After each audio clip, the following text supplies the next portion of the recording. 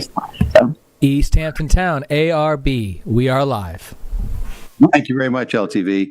Welcome to the December 12th, 2024 meeting of the Architecture Review Board of the Town of East Hampton. We have 14 applications on the schedule this afternoon. Today is our last meeting for 2024 as the Christmas holiday bumps up of what would be our December 26th meeting. Our next meeting is going to be January 9th. There's almost no backlog of applications for the ARB as we enter 2025, meaning that if you filed an application with us today, we would see you back here on January 9th. May I have a motion to approve the minutes of our November 14th meeting? So moved. Kathy, all in favor? Aye. Okay, so passed. First item of business signs. Southampton Masonry, Suffolk County Tax Map number 300-185-2-34, 41 Route 114 in East Hampton. Chris, this is yours. Is there anybody here from? Lori's here. Great. Okay, there you go. So this is a proposed business. That's actually an actual business sign that that's in place. They're proposing it's a sign there on the right of the building. It's a 4x8 sign. It's called out as on the application is painted as aluminum, which is painted. It looks basically exactly like the sign that used to be on their shop in Wainscott before they got they did not get their lease renewed. So I don't even know. For all I know, it could be the same, but it's I don't have any problem with this at all. This is there's no lighting on this. It's applied directly to the surface of the building. Very straightforward. Anything else I need to cover? That's it. Okay. Looks good to me. Looks great. Yeah. Well, I'd like to make a motion that we approve this application as submitted. Second. All in favor? Aye. So Thank you passed. very much and happy holidays. Thanks, you too, Lori. We're moving on to fences, walls, gates, and berms. This is 225 Old Montauk Highway, Suffolk County Tax Map number 300-87-1-17. And this is in Montauk. Diane, this is yours. Yes. We have, this has been before us once before. This is a dramatic house on a very steep incline on Old Montauk Highway. And they have asked for they have made an application for a gate, which we responded in their first. We asked them to make the gate more transparent, which they have submitted new drawings in which the gate is 50% transparent. And we asked them to lower, we said we preferred 5 feet, and they have agreed to 5 feet. We also suggested that they move it back because it's a very long driveway, so that it would be completely obliterated from Old Montauk Highway. But they have already installed these concrete posts. And actually, the way it's positioned on the bend, the gate will not be parallel to Montauk Highway. So they fulfilled 2 of our 3 suggestions. And the gate is, well, you can see it on my drawing better, but it is now 50% transparent, and it is 5 feet high. And It slides. and it slides. It slides. The applicant present? Yes. And when you're standing on Montauk Highway, just the way the driveway curves, you actually, it's not parallel to the highway. You won't see the gate. And it matches very much the vernacular of the house. So does anybody have any questions? That's looking back at the street from the property. That's looking, Yeah, the telephone Yes. post. Yeah. Okay. Yes. Is there someone here? I don't know if someone's here or not. Oh, Oh, come on up to the podium, please. That view actually is looking up towards the house. right. Yeah. So did I miss anything? I don't believe so. Those pillars that were there were set earlier on in the year incorrectly, actually. Even if we were going to use those, they're not what we need. Oh, they're We have to very, move them anyway. they're in a very and they're deep not hole. really pretty either, yeah. They're going to remove it anyway, then maybe they can. well, leave the it house is in there. very, very particular, I know. So I'm sure that what you're going to install will be of the same caliber. Correct. Mhm. It's actually going to be a little more decadent because he doesn't want these big pillars like people have. So it's going to be a little bit more Oh, good. small. So were the pillars the third item on the No, we had suggested that since that they moved the gate further in from Montauk Highway. Correct. But I think the options were further in 20 feet or drop down 1 foot. yes, So the homeowner was happy with dropping it down 1 dropping foot. down 1 foot and making a 50% transparent gate. Correct. I mean, the initial gate looked much like the house, was very solid. So, We have a survey of the property with the proposed gate. I have one if you need it. Well, it we should have should have accompanied one the here. Here it application. is. I'm sure She has one. it's here it is. There it is. Oh, I see. So it's on a 45-degree angle. Mhm. Oh, yeah, that's really far back.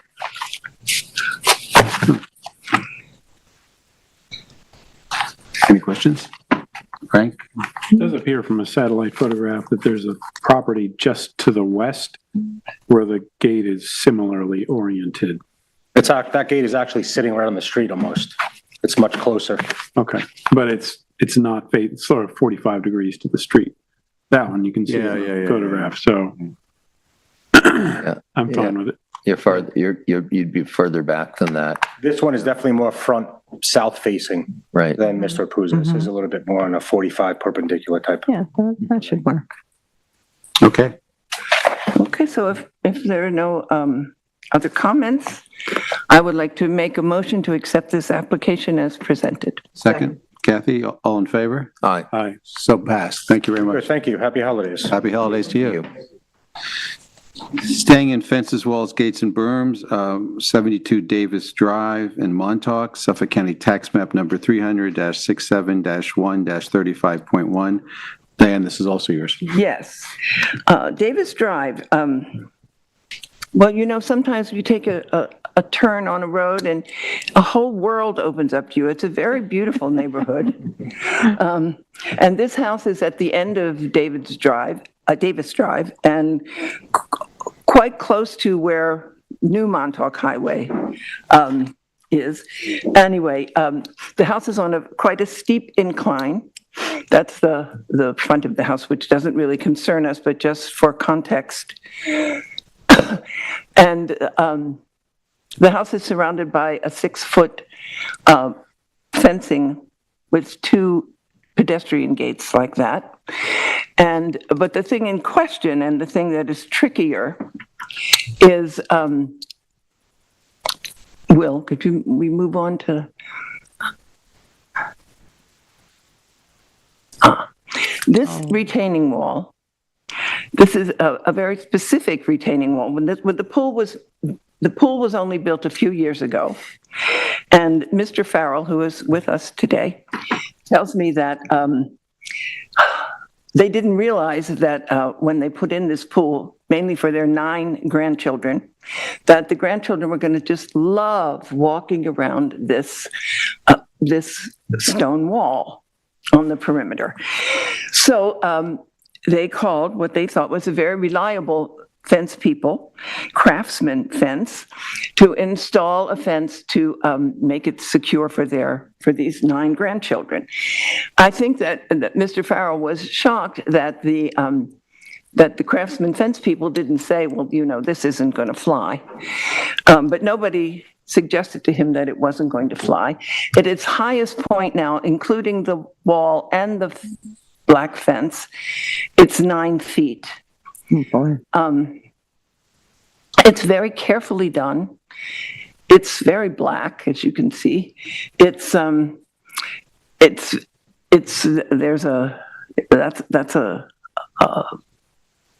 lock, a special lock, I think. Anyway, I don't know what to think about it, really. I mean, you can't. The house is enclosed with lots of trees. Even now in the winter, it's, you know, you don't see it much from Davis Drive, and I don't think you can see it at all from New Montauk Highway.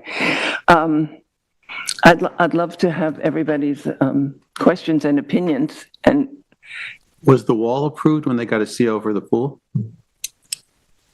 So the wall, sure, come on up, yeah. Sarah. Good afternoon. I'm Tara Burke from Lighthouse Land Planning here on behalf of Paul Farrell, the property owner. Thank you, Diane, for your summary.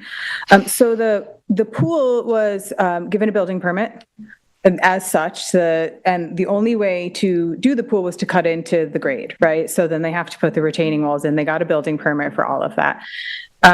They are in the process of going for their certificate of occupancy, and the building department pointed out the deer fencing in the front. That was one of the initial photos, was needing ARB. So I went to the site and looked it over and discussed with the property owner, some of the options, and we saw the fence on top of the wall, and we said, hey, you know what, this is an issue too, so let's address this with the ARB at the same time that we go to them for the deer fencing in the front. Now, I'll just touch on the deer fencing in the front first, because that's the easier one. It's actually a rather small enclosure. I just highlighted it on the survey. It's this yellow part that goes around the deck. There's no fencing. Yeah, so just this here is the deer fencing, and it's only 6 feet high, but because it's in the front yard. Could we possibly, I hate to ask, there's a stylus underneath there if you wanted to use no, it's okay. You can use the stylus and just cordon off exactly what you're talking about. You just mark it right there on the screen. And if not, I understand and respect that as well. No, that's okay. So this, am I doing what you just asked me to do? You tap it, and then there you go. Look on the bottom. I don't know. I don't know. I'm just going to wing it. If you All right. Yeah. I understand. It's my fault. So I appreciate that, though. Thank you. Okay, so this is the deer fencing, right? 6 foot high wire fence in the front yard. The intention of the deer fencing is 9 grandchildren, so that they have a fenced area to play where there's no deer, there's no concern about the ticks. The property owner, Paul, can sit on the deck and watch the children play in the enclosed fenced area. This area is actually not fenced in here. And then, Will, if you could just shift it down a bit so I can see the whole pool fencing. Yeah, so as you saw in the photos, the retaining wall steps up based on what the grade was. The portion in red is the part that starts here at 5.8 feet, and then the fence is 4.2, with the wall being 4.3, it totals 8.5. It goes up to 9.1 here, down to 8.3, down to 7.3, and then 6.8 right here, and then it drops down below jurisdiction, right? So we've got a couple of different variables at play here that make it a little challenging, right? So first being that New York State Building Code requires a railing of 36 inches anytime there's a drop of 30 inches. So you have to have a railing anytime there's a drop of 30 inches. Then building code also necessitates that when you have a pool, it has to be enclosed by a 4-foot fence at grade. So from the outside, that fence has to be 4 feet, right? So that people can't climb the fence and get down into the pool area. So we can't lower the fence on top of the wall, because then we won't meet pool code from outside. Now, the only other thing that could have potentially been done is if you step the fence back from the wall, and then you no longer have this, Up to higher grade. Right. Well, yeah. So you no longer have your 9 feet. That obviously didn't happen, and unbeknownst to my client, and his installer didn't, mention this to him, that it was going to be a problem. His thought was, he's got 9 grandchildren. His kids climb on the wall. It's a huge safety concern that if the kids are climbing on the wall, he's watching them, no one's out there. He's really concerned about the kids falling off the wall. So he thought he was doing a good thing by putting the fence on top of the wall to cover all bases. You'd likely get called on that anyway, I would think, from a building inspector, that's regardless of a child or not. Someone could, if it's a certain width, someone could walk up. Right, yeah, and there's that stone on top. Functionally steps. I mean, my question about the rear fence first is, and so it raises the question that if you do work. So the rule is anything above 4 feet above natural grade, correct, requires our That's right. permission. Mm-hmm. Actually, it would be 6 feet in the backyard. It seems to me that because Okay, so if you do some work, if you cut into the natural grade, you put in a retaining wall, you put a fence on top of it, the height of the fence is measured from natural grade. It's not measured from where you cut in. Artificially It's level. like if you put in a sunken tennis court and you put a 3-foot high fence, it doesn't become a 7-foot fence because you don't measure it from the tennis court to the top. So I actually don't know why this is not compliant, this rear fence. Maybe that's a conversation to have with the building department. From the building department standpoint, I can't see why they would object to it. They, if it's determined that the ARB feels it's compliant because of its relationship to the upper natural grade, Right. then that takes it off of our plate and allows the building department to feel comfortable about looking at purely from a life safety code standpoint. It'd be the building inspector's call anyway, wouldn't it? But he might defer to us, in Yeah. which case we really would want to give them some direction about how we feel about Yeah, it. no, I get How it. did this come to us? Well, there's the front, You're in there's for the a front CO. one. Because of the front fence. Okay. Charlie, did you talk to the 6-foot building deer fence in the front. So that, okay. Yeah, so she thought, let's add this in.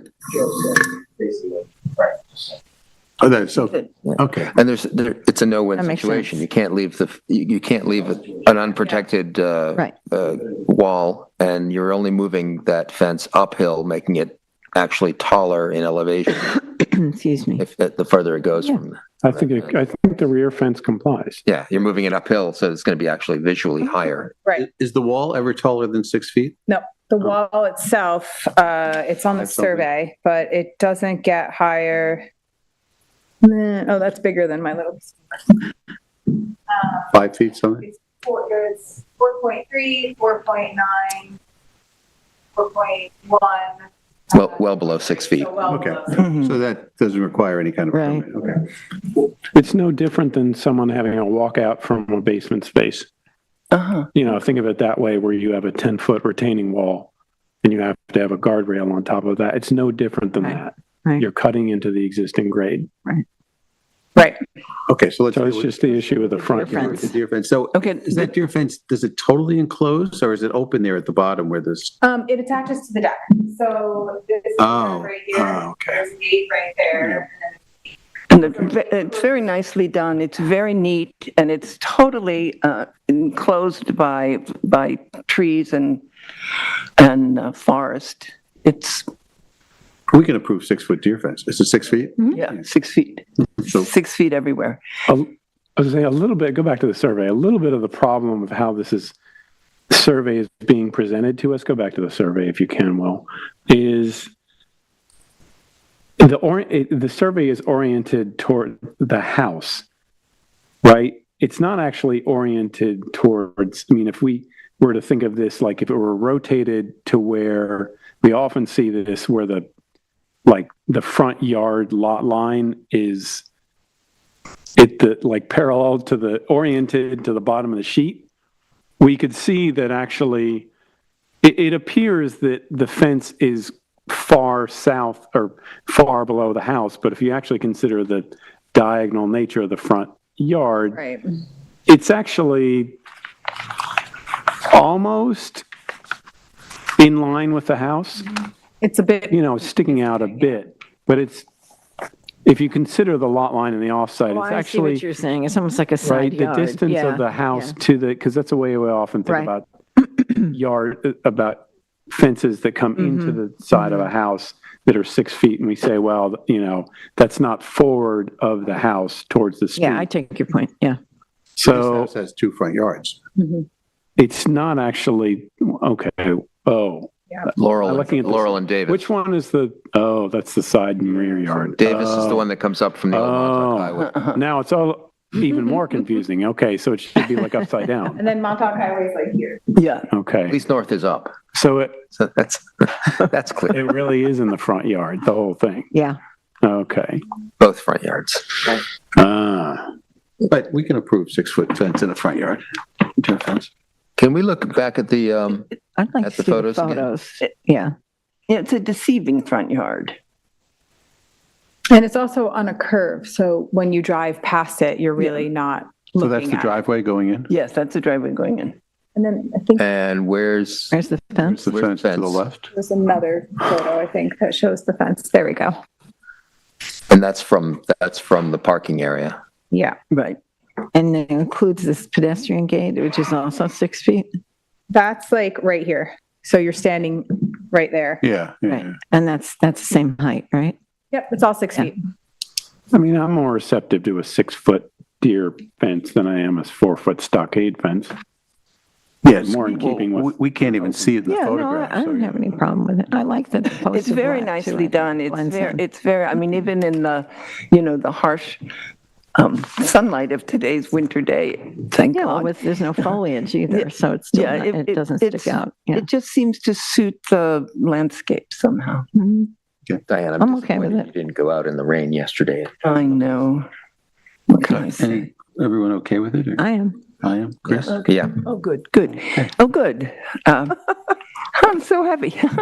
I would like to, very happy to make a motion to accept this application as presented. Thank you. Second. All in favor?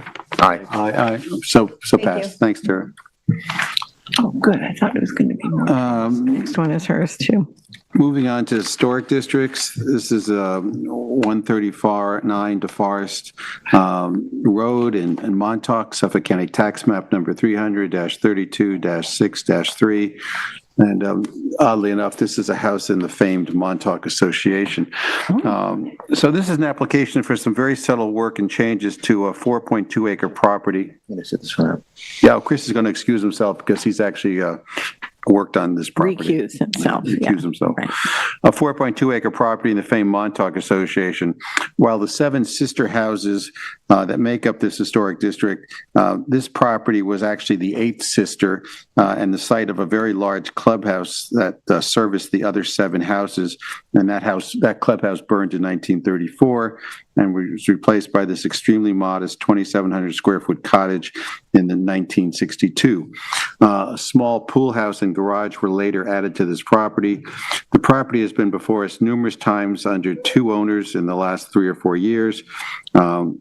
Most recently in April of this year, when we approved an updating of this cottage, basically changing some windows, doors, adding a deck, but very minimal changes to it. The applicant who owns the neighboring property, which is one of the 7 sister houses, would like to replace the failing foundation on this cottage. The more they looked at it, they've come to the conclusion that it's more than replacing the foundation. It's really demolishing the foundation, trying to save what they can of the house, but there's a possibility that the house will be rebuilt, but it will be rebuilt exactly in kind to what you kind of see here and what we approved in April. So it's replacing one cottage that's there with a sister cottage that will look exactly like it. So replacement in kind. In addition, they want to do some subtle changes to the house, add 2 window wells to the north, which is the rear, and remove proposed and approved window wells from the east and west sides of the cottage, 1 each. Additionally, they're going to remove a sliding glass door on the west side and replace it with a window.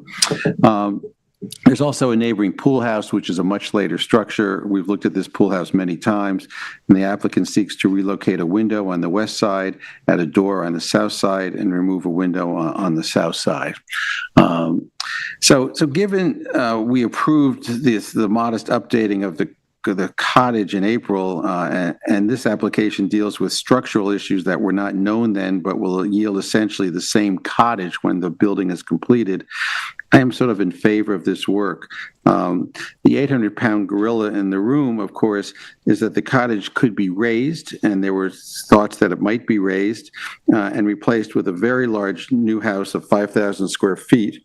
Or, given the very unusual nature of the Montauk Association and the guidelines it operates under, the clubhouse could be rebuilt, which is a 10,000 square foot structure, and the owner has the right to do that without any approval from us. That clubhouse would be very large. Tara, anything I missed? I don't think so. Andy's gonna. Okay, Andy? Hi, Richard A. Hammer. I'm here with Tara as well. I just figured while I was here, I could address the board. These are very minor changes. I think if you look, the planning department submitted an analysis memo about demolition. This really isn't, a demolition as under the historic guidelines. It's more hey, that's a 50 or 60-year-old foundation at the end of the day. If you look at the pictures, I think if you were going to invest in this property and expect it to withstand the ravages of time, it's time to actually address that too. And that was kind of noticed as they went along that, hey, we're going to be doing all this updating, basically rebuilding it in place in kind, which is a reconstruction under the code. We should make sure that we're not going to have future structural issues associated with the foundation. The rest of the stuff I think is fairly self-explanatory and also fairly minor. Yeah. And this property sits in the middle of the Montauk Association, and all the houses, front doors faced this property at one point because the members would go there to have their meals. Discussion by the board? Diane, Kathy, Frank?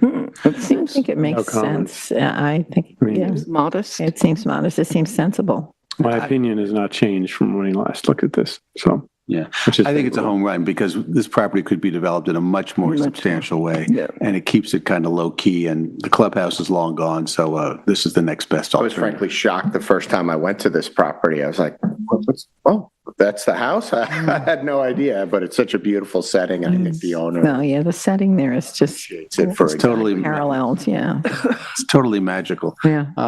Okay, so then I'd like to make a motion that we approve this application as submitted. Second. All in favor? Aye. All right. So passed. Thanks, Andy. Thanks, Tara. Tara again. She's a busy girl. So we're now going to go to agricultural overlays, and at the request of one of the applicants who's got something they have to do shortly, we're going to move to item number 10, which is 84 Wainscott Hollow Road in Wainscott. This is Suffolk County Tax Map number 300-200-1-3.5. Frank, this is yours. Okay. So technically, this is a new application for proposed new residence at 84 Wainscott Hollow Road in Wainscott, just up from Main Street in the school and across the street from a large open agricultural area. We voted to not approve the previous application, but the applicant has come back to us with some proposed changes in the form of a new application. So this is a new application. I think this board is familiar with this property in the previous application, so I'm not going to restate its whole context, though I'm happy to do so, but I don't think we need to. Briefly, there's an existing house with a pool in back, which would be demolished. The applicant is proposing a 7,374 square foot residence. 7,631 square feet allowed, with an attached two-car garage, a pickleball court, an 18 by 60 swimming pool, a 6 by 10 spa, a 90 square foot pool house, and a 480 square foot louvered open-air pavilion with open kitchen and gas fireplace. There's a second floor upstairs deck area that this board has seen before. My understanding review of this application is that what's new in this application is as follows. Number one, the house has shifted back slightly from Wainscott Hollow Road. However, it should be noted the proposed house remains closer to the street than properties immediately to the north, particularly when considering the garage volume. Number two, the garage is slightly smaller, which I'll let the architect or the applicant to explain.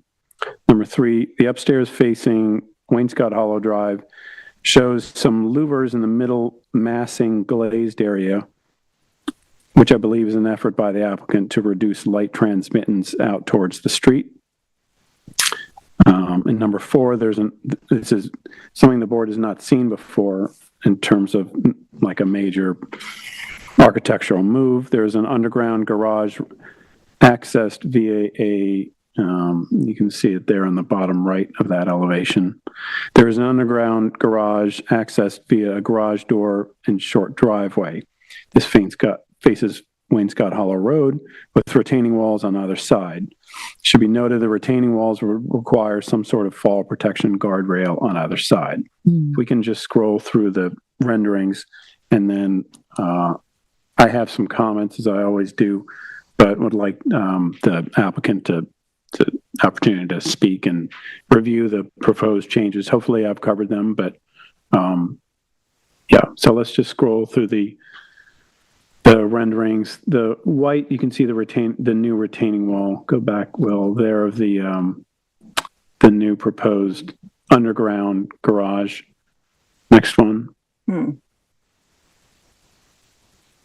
I haven't talked yet about the fence, but I think it's pretty self-explanatory. Keep going. And there you can see the plantings on the side of the that retaining wall. And then upstairs you can see that there's some vertical wood slats that would partially screen the glazing upstairs. Keep going. This was going up the drive. You see those slanted retaining walls for the underground garage. Keep going. There it is. That's how you would see it from Wainscott Hollow Road, but inside the property. Keep going. There's I guess that's it. Okay. If the applicant would like to add anything or have a statement. Sure. Good afternoon. Carl Benacasa, 860 Montauk Highway, Watermill, New York. For the applicant, I think the vice chair went through the bulk of the changes that have been made since you last saw this application.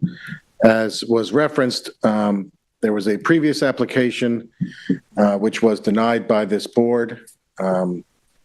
Subsequent to that denial, the town attorney's office reached out and wondering if we would consider some modifications in light of the fact that litigation was commenced or will be commenced.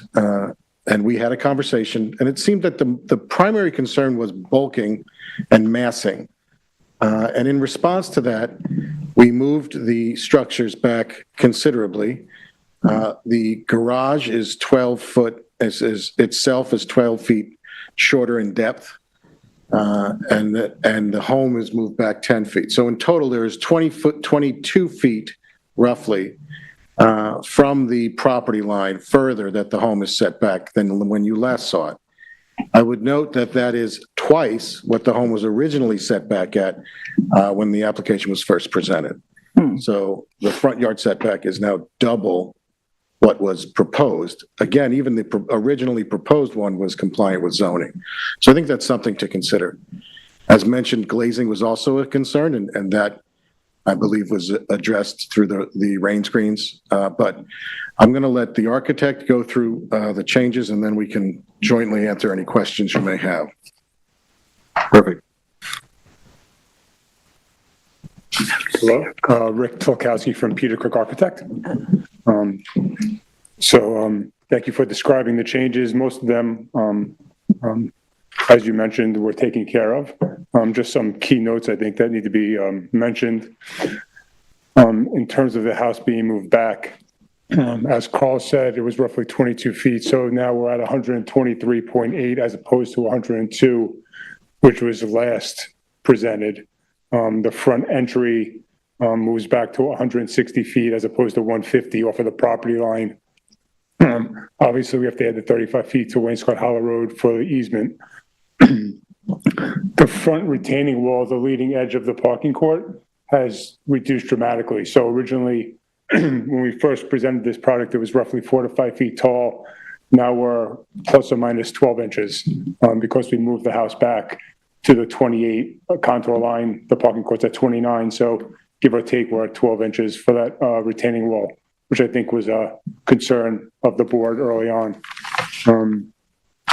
As Carl mentioned, the subterranean garage was a response to losing the car up top. So the applicant feels it's very important to have that third area to store a car and for storage. So we are proposing a third garage bay underground, which will mimic the footprint of the garage up above. We have tapered those retaining walls to reduce the visual impact of that garage. And also added, I know the board doesn't like to remedy issues with landscaping, but I think it's worth noting that we are still proposing to keep the tree line driveway and add the hedge on top of the retaining wall for both safety reasons and to sort of soften the appearance of that garage. As you mentioned, the screening on the second floor windows, originally, or last time we, I think, presented, we had a partial covering of those windows. So now we are choosing to cover all those windows with that rain screen, the same detail that is typical around the house in certain areas. I think a key number here is the percentage of light emission. So now we're roughly a little more than 50% of light emission from the original when it was fully exposed. I think that's about it. So on the garage, it's a very interesting solution. It's sort of like an old potato barn sluiceway. Yeah, that was the idea. But I don't see it. There's no gravel. It's just grass. So you just drive your car over the So it's grass pavers. grass pavers. Yeah, pave, right, to obviously limit the driveway and hardscape. Good idea. What would be the fall barrier? Because you're going to need a guardrail. It'll be wire mesh buried within the landscape, the hedges. It doesn't meet code though. A wire mesh and post doesn't meet code. It'll be, well, it would be a code compliant fence within that landscaping. The idea is to sort of soften that top of that wall and not have a hard fence or guard that, you know, rides the top of that. Is that a 2-car garage or a 1-car garage? Where underneath? Yeah. It's, well, it's, I think it's 16 feet. So I guess, yeah. 1.5. Plus or minus, yeah. It's whatever we allow, whatever the maximum we could get out of it, we took. I think it was a very clever way to deal with something that we've talked about quite a bit. Looking at this today, the sluiceway is kind of in your face. I mean, because it comes right out at you towards the road. Is there any way you could sort of put an elbow so that you enter it from the side of the property? You know what? We investigated that. That was sort of our first response. Yeah. But it didn't seem to work. To get cars in and out, it was very difficult to maneuver around, and you know, Cement and so walls. Forth. Yeah, I mean, there wasn't enough room on the side of the property because of how close it is. That, you know, it's within that 30 foot, but it just didn't help the side yard either with the contours and the neighboring property. So this seemed to be the best answer. And part of the response was to sort of, it's not shown in the renderings, but to taper those walls. So when you enter, it's more of a 1-car wide entrance. And then it'll be obviously open up to a 2-car garage. Got it. I'll tell you what, some thoughts I have about this. I said I have some comments about this. Big picture, from the outset, I've said the fundamental problem we've dealt with is the program in the back of the house, the pool, the pickleball court, and the yard in between them.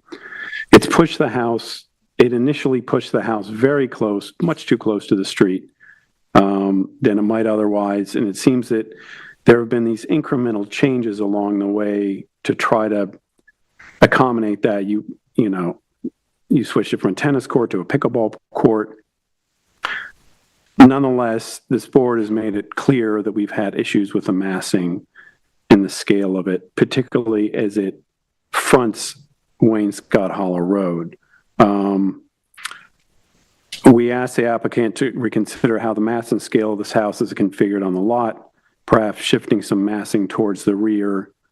We're left with an overall massing that is, with this central volume, this is the kind of the issue I'm having. We've asked, like, so any way you can break up I realize that's a big architectural move of having your architectural volume go from almost side yard to side yard, almost going to the pyramid.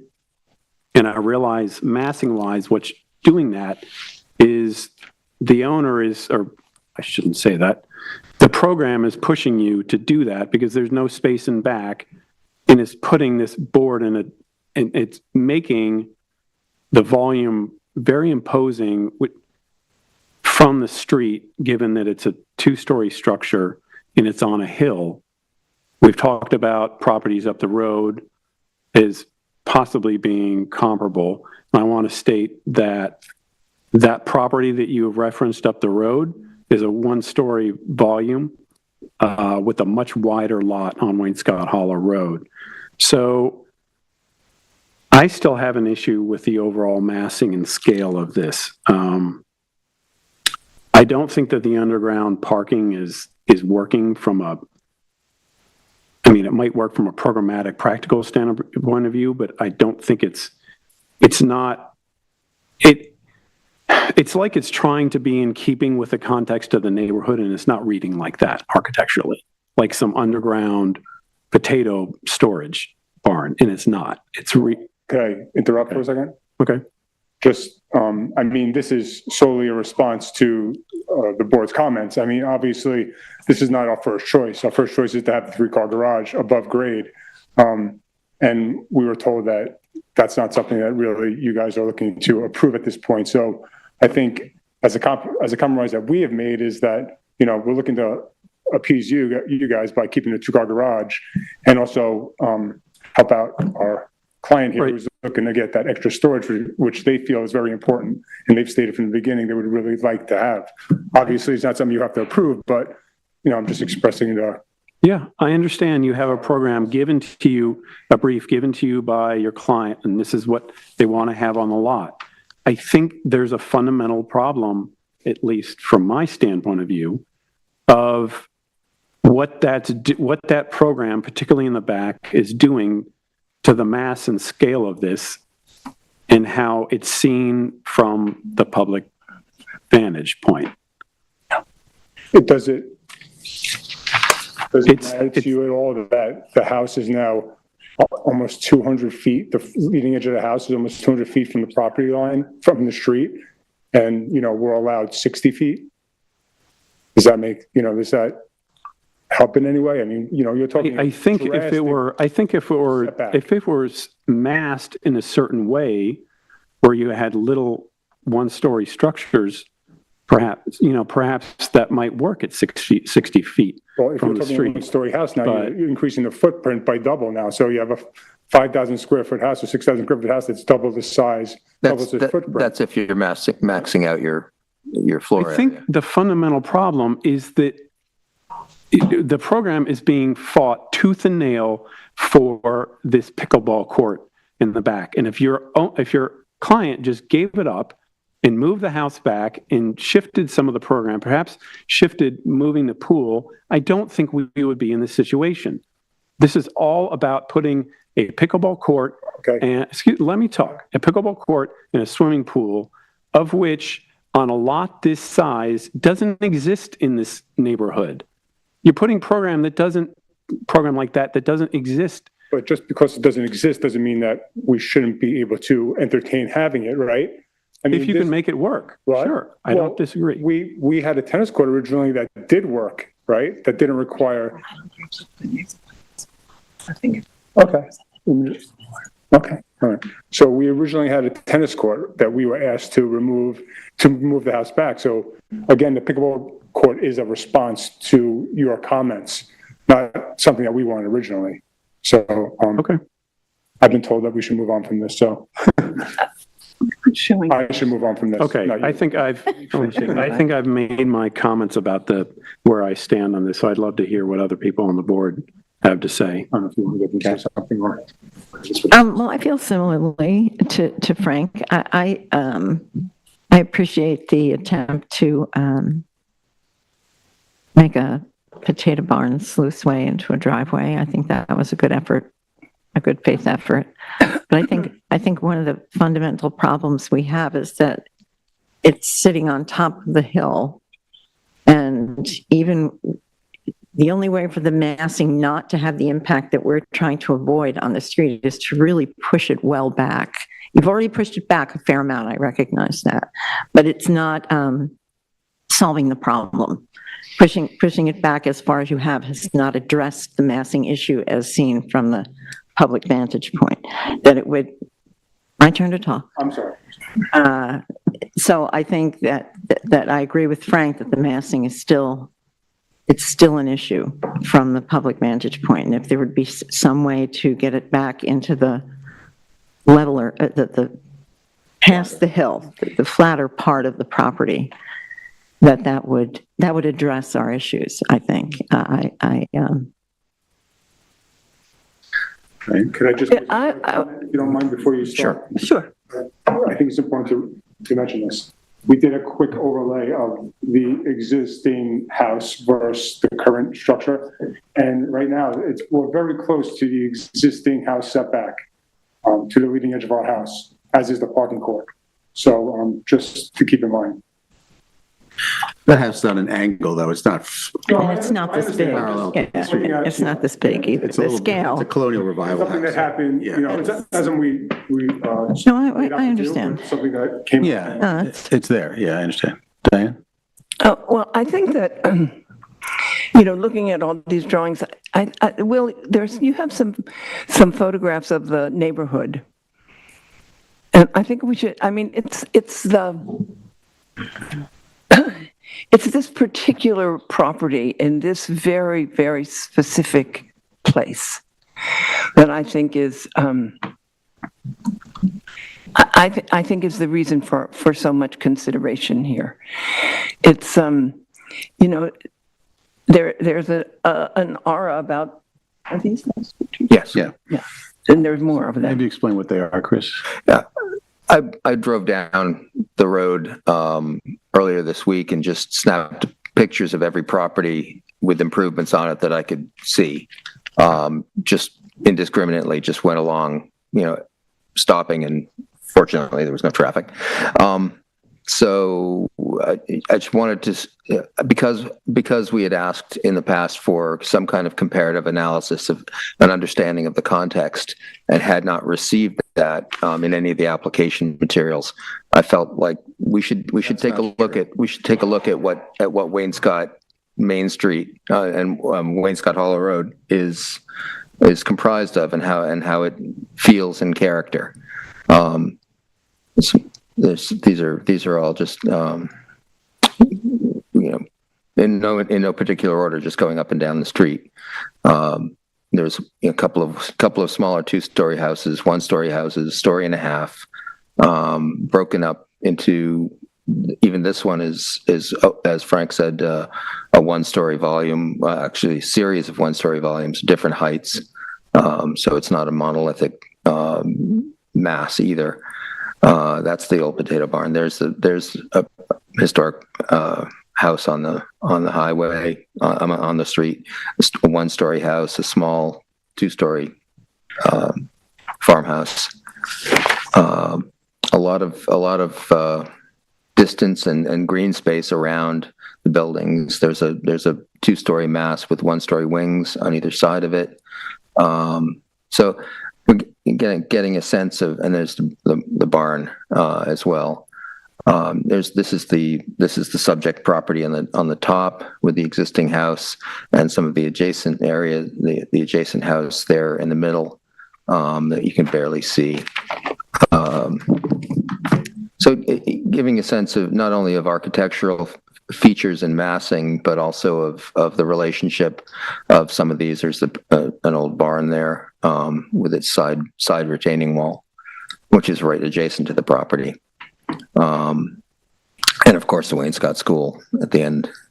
I didn't go as far as into an overall view of Wainscott, but just the immediate context of the road itself, just to give that sense of so we could see what kind of environment this proposed house is would be adjacent to. Dan, finish. Did you include 66 in your analysis? 66. Wainscott Hollow? 2 houses down. Just wondering if you saw it. Which Is that the one off? is that the one that you access from the other street? Nope. Oh, you mean the potato barn house? No, the modern house you just approved. Is that the first picture? Yes. Can we zoom in on that? Yeah. No. Nope.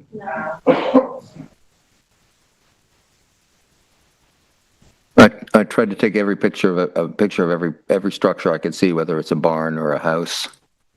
Any kind of. 66, is that the one that's on this side of the street? About several hundred yards north, the James Merrill house? Yes, that would be. That's the potato, yeah, that's the potato barn house. We're all that- familiar with that. Yeah, that one is actually, yeah. That was included in the previous application, as were other homes. So it's not Yeah, you accurate to mentioned, say- you mentioned excuse them, me, but we didn't see any. It's not accurate to say that we didn't provide a No, comparative no, you analysis. talked about them, but you didn't provide any kind of visual analysis. It was handed at the board's meeting. And we also refuted that by as the vice chairman said, that it's a one-story structure. There's an existing condition of the potato barn walls, and it's also a one-story structure, not a two. And it's not on a hill. It's a very different property, and a very different architectural solution to, there it is. And its street frontage is a multiple of what this is. So what I'm getting at is most of what fronts the street is basically grade and is open space on that property versus the house. And by that open grade, I'm also stating the pool, grade going from the street to the pool. Chris, your other comments? Chris? Yeah, I mean, I think that Make her come? from the get-go, the discussion has been, we got a description at the start of the process that this was an agricultural silhouette, barn shapes, a collection of barns, reminiscent. That was the language used to describe this project initially. And right from the get-go, we've had discussions of how the house was seen as out of character with the agricultural area for all the reasons that various board members have rattled off about, directly from the standards and criteria that we are tasked with adhering to in our judgment of applications.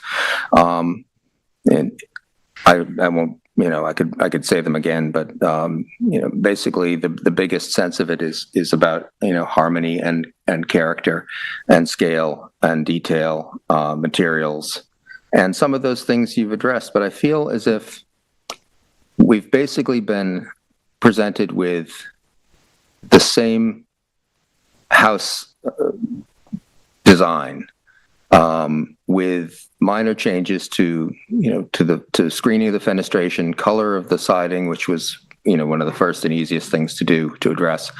But as you mentioned, the biggest concern this board has had is about the scale and massing and its presentation of that mass to the street. And what concerns me is that we've made a series of suggestions, including even we've abided by all of them. That's the problem. Well, you've abided by. We have absolutely abided by every suggestion. Have you considered? We've met multiple times. True. We've moved this. I understand. We doubled the setback.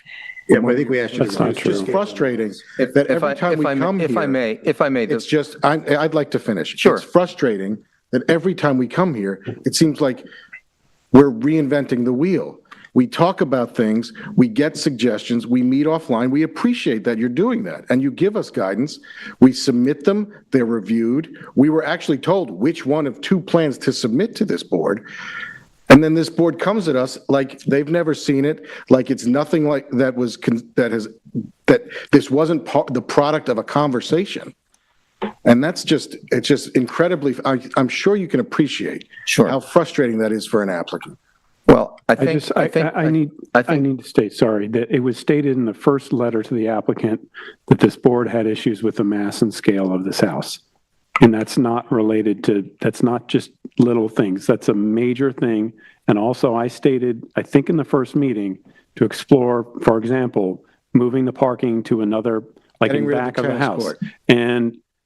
And the response was, no, we're not going to do that. So it was a pretty firm Well, there's no way to firm do pushback from the team that the overall party was not in question.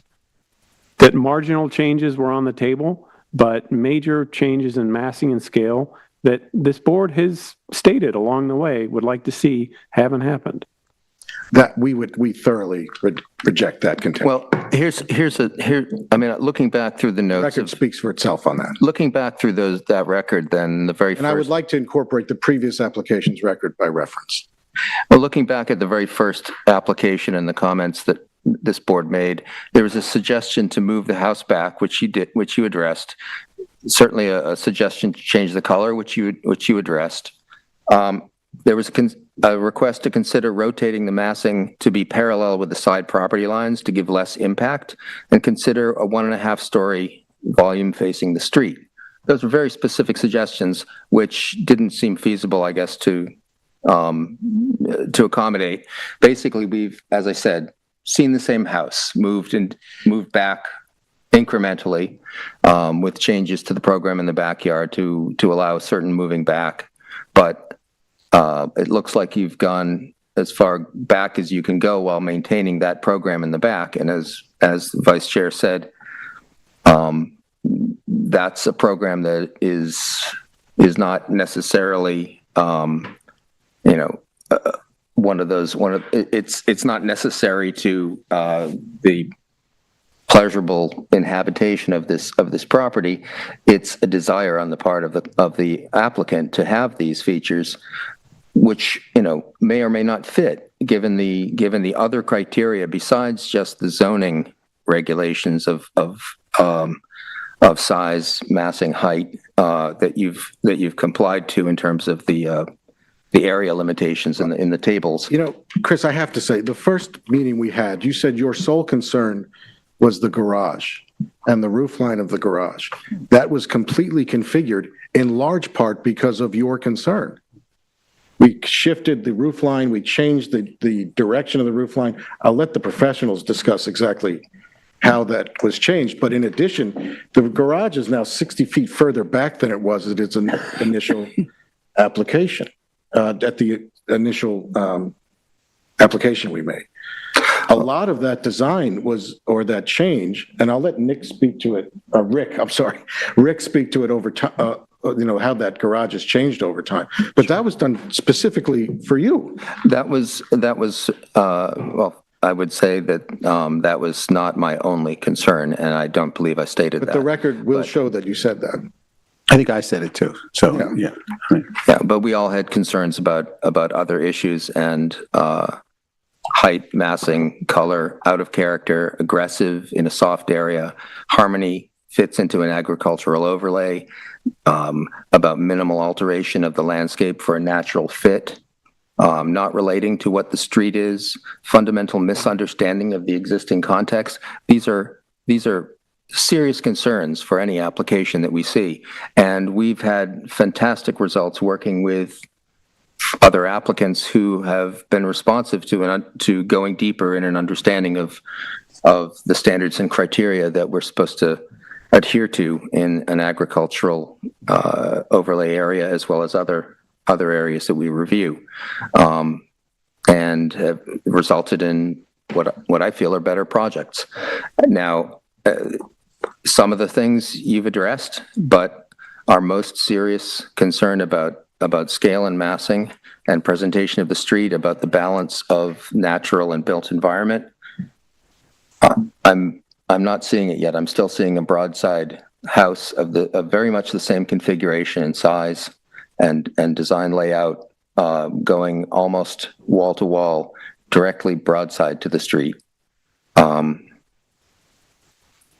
though it's further back, even though the garage has shrunk, it's still a very imposing structure with what I feel like an introduction going way back again about that agricultural silhouette and barn shapes and a collection of barns. It's a we've seen projects that fit that kind of description. I'm having a hard time saying that just having gables on your house is enough to qualify it as reminiscent or recalling a barn. So if that was the intention, I think that along with the other concerns are where we're concerned with the most. And I believe in the last meeting, the discussion of which I was a part with Chairman Ray, with you all, we had discussed specific concerns and the overall general concern of scale and massing. And it came back to that, as it always has. And it was suggested the house be pushed back. It was actually suggested by members of this board that there be a subterranean garage to accommodate further setback of the garage. Do you see why this has become such a frustrating process for the applicant? I understand your position. I feel that I can understand the frustration if one is looking at addressing certain concerns, but on the other hand, the frustration of this board is what we feel is the biggest concern is not being addressed, and that is the general sense of adherence to the criterion standards that we've been. Right. But massing is the imposition of a structure with respect to its front yard, with respect to public rights of way. We have doubled that setback, self-imposed setback, since the application has been commenced. And I keep hearing the board saying we haven't addressed it enough. Oh, Carl, I'm just going to say a few things and then we're going to wrap this up. So I think you've made significant changes at our request right from the beginning. Color, setbacks, garage, no tennis court. And I pushed you for some of that. And we've done it here and we've done it in some meetings we've had, just a smaller group. And don't think we don't appreciate those. No, and I fully get it. I think part of the basic issue here is this house contextually doesn't, when it was first presented to us, doesn't fit in Wainscott at all. I mean, there's nothing like it in Wainscott. And the problem is it sits on a hill overlooking a quaint little school and a cemetery and a lot of farm fields. So making all these changes has made sort of a difficult project for us to accept better. But clearly the board is not quite there yet in terms of accepting the project. And so I think I've been more favorable probably than any of the board members on it. And I respect the fact that you've made all these changes at great expense to you and your client. I think at this point, we should probably just call for a motion to vote on it and give you whatever, that's the ultimate feedback. Anyone else want to talk on your team? Or? Do you want to talk? Sure. Really quickly. Good evening, members of the board. Brian Matthews, Curtis, Cooley, and Choron here on behalf of the applicant as well. And so just, I know we've covered a lot here. And, obviously I leave it to the architects and the professionals to talk about, the specifics and the great details. But, we seem to, obviously going back and looking at the record of the prior application and hearing everybody talk tonight, we're talking about what are, generally accepted principles of massing, right? Which is, as Carl mentioned, the perception of the way the structure as a whole appears from Wainscott Hollow Road. And I find it difficult, if not impossible, to believe that by retreating the house from a initially proposed setback of 60, where I believe 40 is required, to over 123 feet where it sits right now, to the garage over 156 feet, 180 feet, or whatever it is to the house, by making the roof line smaller, by making the garage smaller, by adding screening, by adding the subterranean garage, it's clear that the applicant has given due consideration to this board's concerns and due consideration for what's in the code. We keep talking about the criteria that the board has to operate under. We keep talking about what are fundamental issues that have to be resolved in this application. I think what's lost in the board's discussion here is the fundamental issue of the limits on the board's authority and ability to deny an application.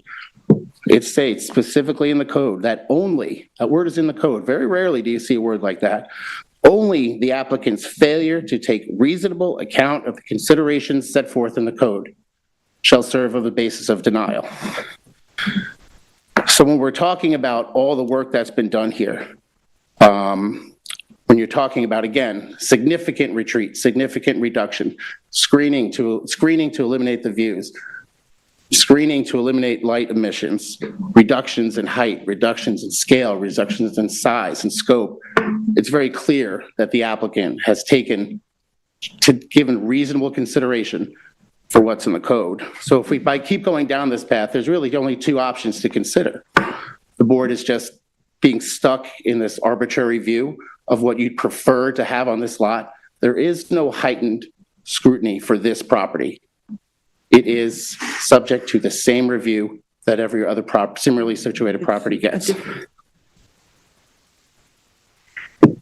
Either that, or we're using massing as a vague term to talk about size and height and scale, when this property is fully compliant with the setbacks, fully compliant with the height, fully compliant with the GFA, fully compliant with the pyramid, fully compliant, substantially so, with every limitation set upon it in the town code.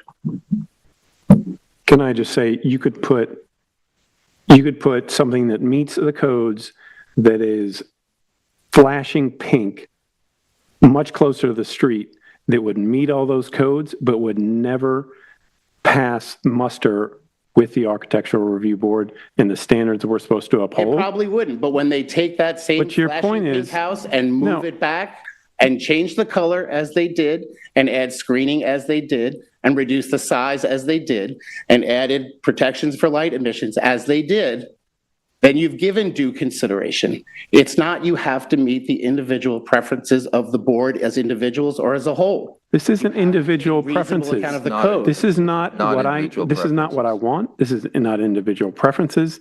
This is the standards of the context of the surrounding area of Wayne Scott. And I will disagree with you with saying it really comes down to what you consider to be reasonable. I don't think, as I stated in the last meeting, I don't think that they've met the standard of reasonable. I don't think that standard has been met.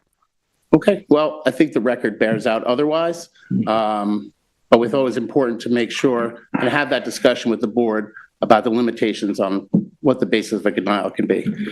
But, Okay. Thank you for your time. So I would like to say one more thing. I think to follow up with the vice chair's last statement, the failure to take into consideration the standards and criteria set out in the code for review and approval by the ARB were very clearly stated. The house is an imposing volume of so-called, a wall. The mass and scale should be reduced. That was something that was stated very clearly by several board members. Not done. There is one ridge line on one of the middle ridge lines of the house that came down just slightly, but it's still a monolithic roof mass. Considering reconfiguring the massing of the house, not done, except for the garage.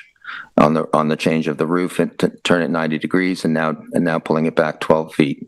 And that's the garage. That's the most prominent part of the house and not the largest wall facing the street. Ongoing concerns about placement on the site of the structures, still close to the road vis-a-vis its immediate neighbors. Questions of assurance of harmony. There's really been no contextual understanding in the presentation materials that we could see where there was a sense of understanding the context into which this house was supposed to fit, and in a way that would demonstrate and make your case for this house helping to assure harmony and maintenance of character of the town of East Hampton in this particular agricultural area specifically.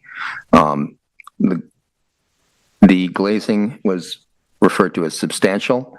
It speaks to the scale of the elements, the maintenance of character and harmony as well. And the glazing itself has not changed. There's just been rain screening. It's got to end. Chris, in front. So I think we need to it was a bring very specific. It was a very specific thing. Yeah, you're right, Chris. Thanks for reading all that. And it's not, the fact that This application wouldn't come before us if it didn't already meet the area requirements. You know, we do not grant variances. So if it didn't meet the area requirements, it wouldn't be a complete application. So that's kind of neither here nor Something you there. want to say? No, I just want the board to also acknowledge that we have made great concessions in furtherance and in light of recommendations by this board. So let's bring it to a vote. Agree? Frank, agree? Want to make a move? Yeah, I think you would make a motion Okay, so I to, make a motion to approve this application as submitted. Second. wait. Wait, We're making a motion to approve this application, not deny it. well, we can do it either way. Well, he can make the motion. I second it. We vote and everybody can vote against it or. So yeah. you're approving this application? I'm seconding his motion. Oh, okay. Consider And it. I will vote. Okay. Okay. Yeah. Just so we're clear. Yeah. Okay, so Frank, your vote? We just vote, say all in favor. You get a second, right? You're gonna poll each of us? Yeah, I think we Okay. should with this. Yes. I do not vote in favor of this. Okay. I do not vote in favor.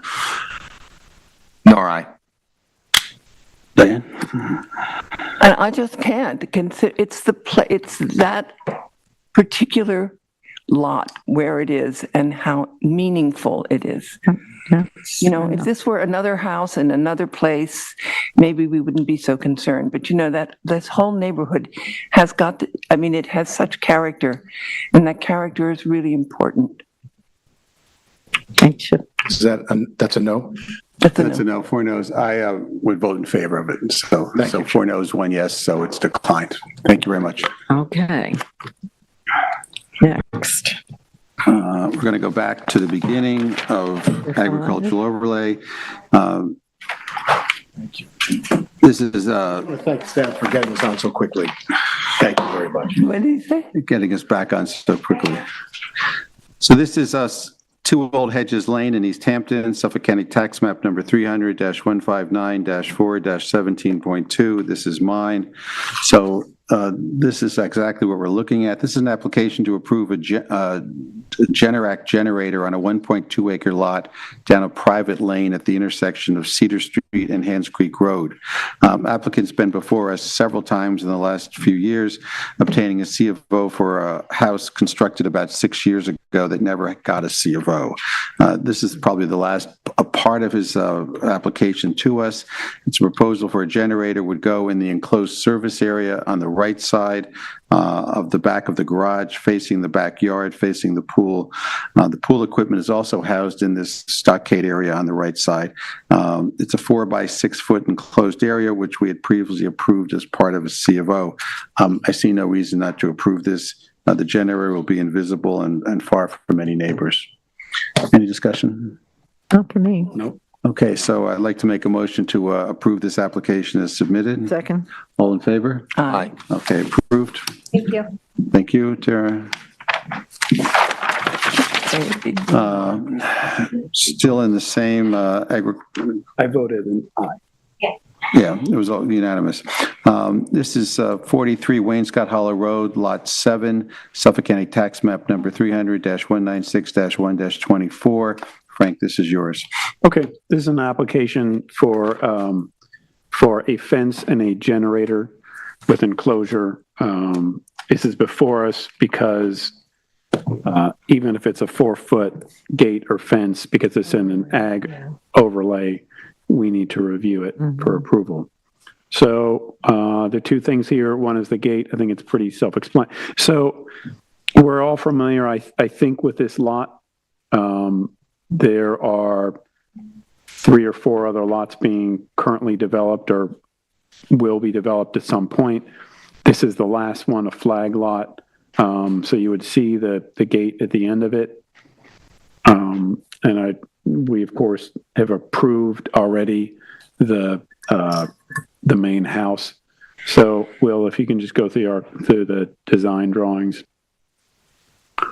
So this is for the gate. It's just a 4-foot gate. Pretty self-explanatory. We'll hear from the applicant about the materials. So there'd be numbers to the right announcing number 43. And then there is also a generator. So this is the landscape plan. And if we can just scroll down to where that is. I'm going to let the LaGuardia team just present this. I think it's pretty straightforward, but if we have any questions, we can. Good evening, Justin Lienza with LaGuardia Design. So on the screen here is the planting plan to help show the board the screening both from the property line, the lot line. The generator is located right by the pool equipment, screened with fencing, a osmanthus evergreen hedge, and we also have cryptomeria. Can you point it out? Just on plan so people know where it is. Yep. Thanks. The hedge is going to go to the height and clipped and maintained to the height of the generator, and it'll also be screened at the bottom of the page from lot 6 with cryptomeria and arborvitaes for year-round screening. So is the generator at grade or is it set down? It's at grade. Okay. And is there air conditioning units in there too? That's the pool equipment that you're seeing. Just pool equipment. And, yep. Okay, generator. Okay. It's pretty straightforward. Any discussion?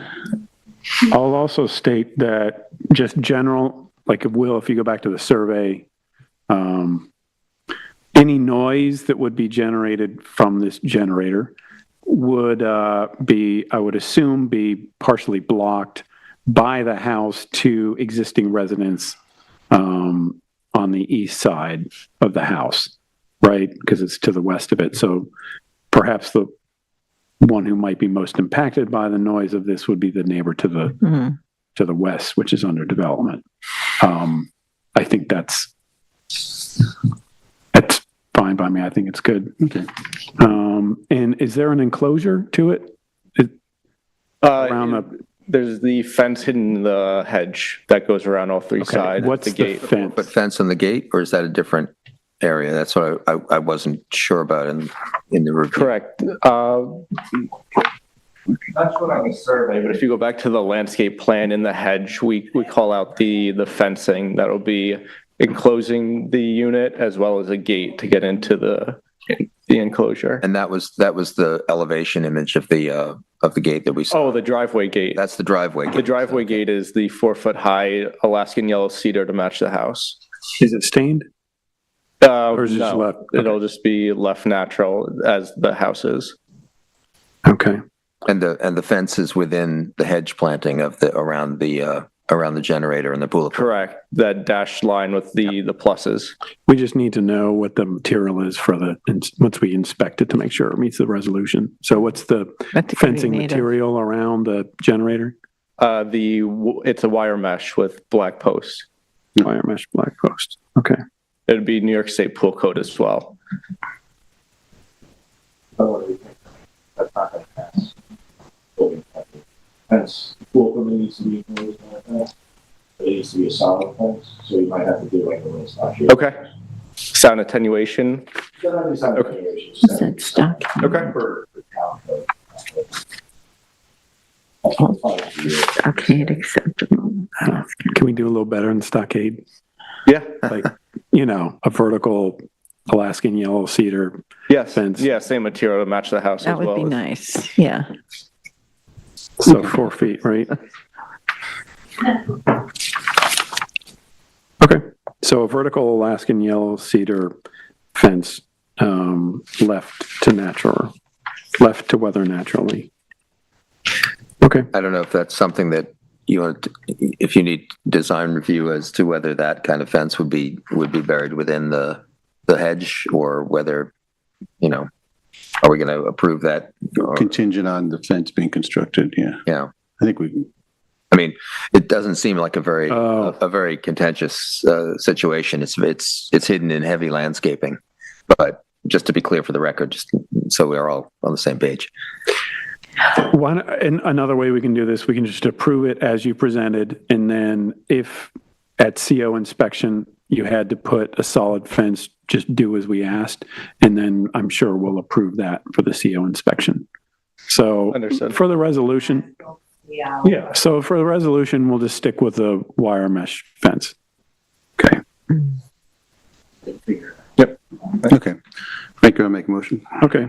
So I make a motion to approve the application as presented. Second. All in favor? Aye. Aye, unanimous. Thank you very much. Thank you. Thanks. Still an ag overlay. This is 47 Town Line Road in Waynescott, Suffolk County Tax Map number 300-199-1-1.2. This is mine. This is for this is an application for install a generator on a new home we recently approved a C of O for. The house is on 2.7 acres and fronts Waynescott Hollow Road. It's actually up from the application, about 3 houses up from the application we just looked at, though the entrance drive is at the end of a private road off Town Line Road, and this is the last property on that common drive. The generator would be a slightly sunken area at the beginning of the driveway. It's sort of the area immediately down to the right. There it is in detail, adjacent to the tennis court and enclosed in a 5-foot-high stockade fence. The entire property is beautifully landscaped and very highly maintained. The generator will be invisible except for the property owners playing tennis, and it's far enough away from any neighboring house to minimize any kind of noise. I see no reason not to approve this application. Good. Any comments? Sounds, Paints 1,000 words. Yeah, That's a good pictures are one, great. yeah. Okay, I'd like to make a motion to approve this application as Second. submitted. Second, all in favor? aye. Aye. Passed. Thank you. Thank you very much, guys. Hey, Thomas. Okay, still in ag overlays. This is 8 Heritage Farm Lane, East Hampton, Suffolk County Tax Map number 300-157-3-7.4. Chris, this is yours. Okay, Heritage Farm Lane is a small cul-de-sac off of Cedar Street. Earlier this year, we saw another application for gates and fences in the front yard of an adjacent property just up the road. That was, I believe, Chips. And this is an application for, this is the backyard of an existing house. It's an application for a gazebo that has a spa in it and a pergola that's attached to the backyard. This is the screening, existing screening facing the agricultural area that this house is adjacent to. This is the existing pool that they're proposing to refurbish, and that chimney area right there is where they would be tucking a pergola in relative to the bump out screen porch or sunroom running across to that bay window. And to the right on that photo, there's an existing freestanding pergola, which would be proposed as being as replaced by a covered gazebo with similar to the house, white trim, the same roofing materials, as just a white painted trim. It's 4 columns and a brick chimney fireplace mass with a very very straightforward hip roof. And the pergola has similar white columns, and the only thing is the applicant here. Yeah. Okay. The only thing that wasn't clear on the drawings was whether the pergola top elements, they were called out as wood, but I didn't know if that was white painted wood or if that was natural.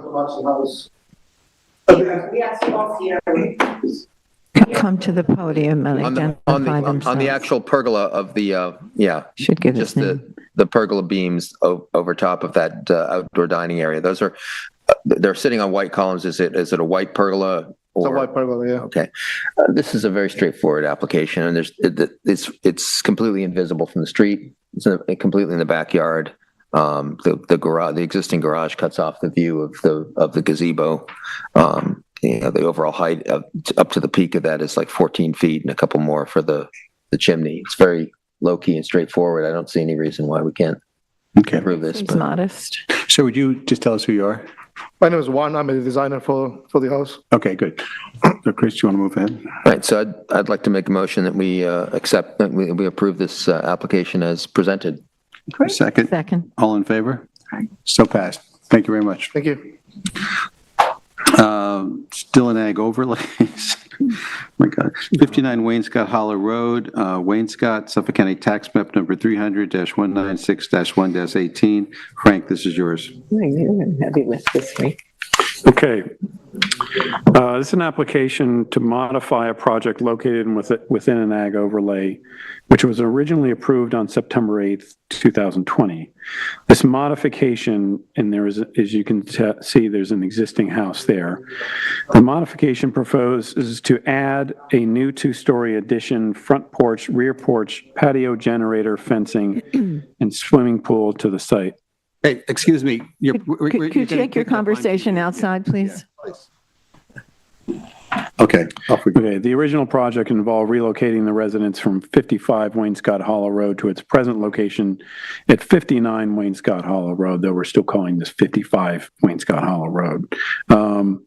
It was created as part of the 55 Wainscott Hollow subdivision.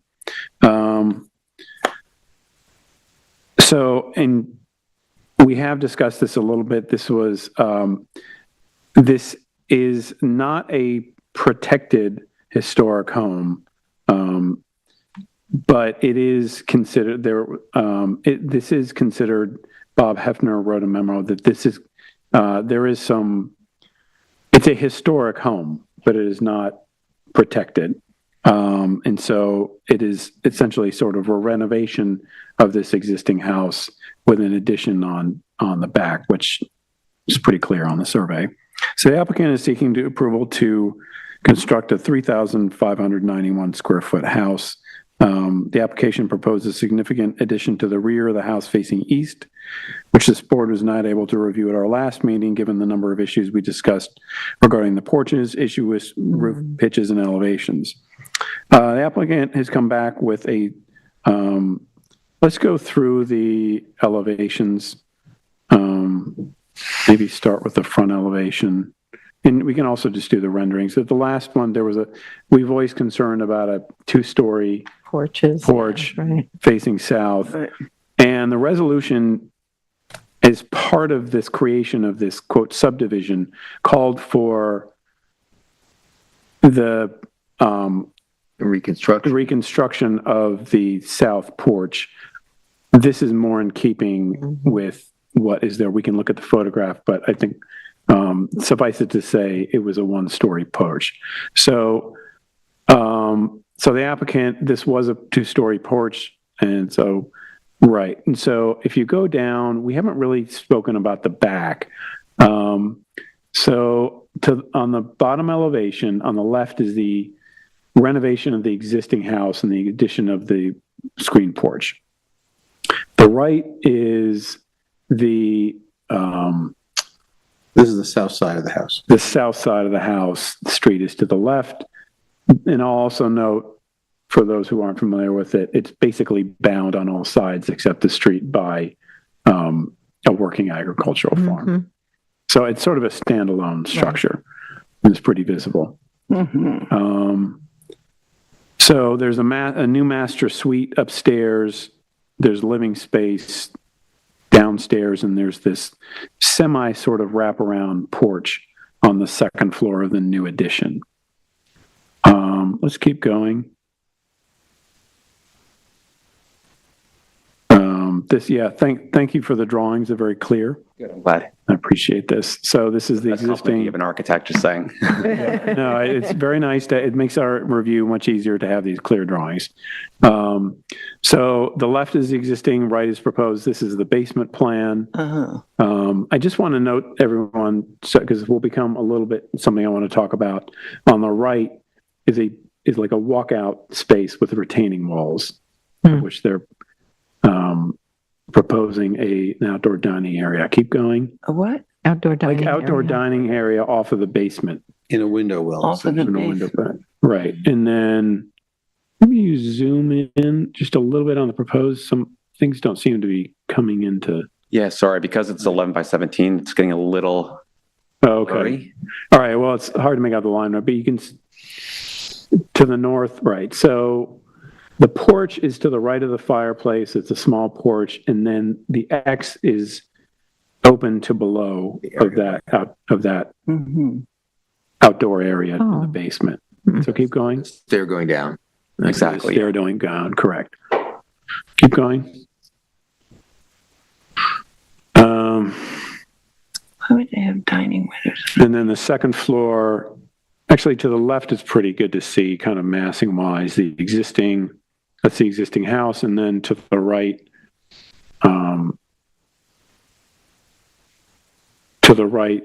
you'll see the master suite with that wraparound terrace the deck above kind of, the yeah. larger living Okay, space yeah. below.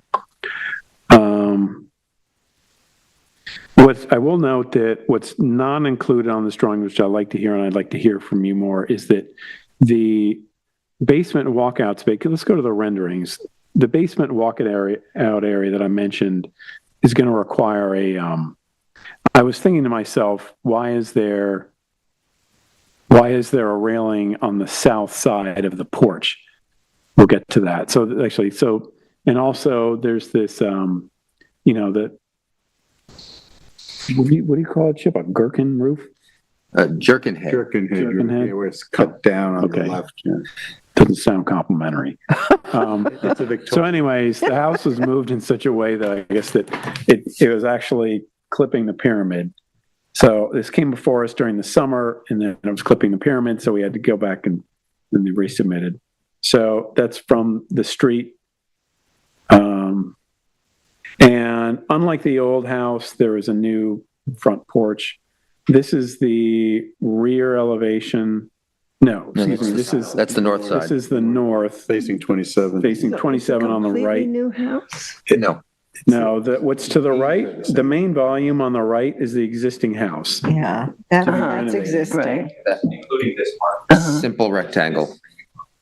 Right. Everything outside the simple 2-story rectangle that you see on the right of that is proposed. I know this is. That's existing. Well, it's not existing it's now. not existing, but it was existing in a prior form. Yeah. And it's being, the massing is being rebuilt. Yeah. Keep going. Okay, that's from the east, and you can see Backyard. the backyard and that decking above and the porch below it. Keep going. And then here, you'll see there's a railing on the south porch. So the south porch is sort of being reconstructed. I said, oh, wouldn't it be nice if there wasn't a railing? And then I realized looking at the drawing, there is this areaway. This area down there, right? The areaway.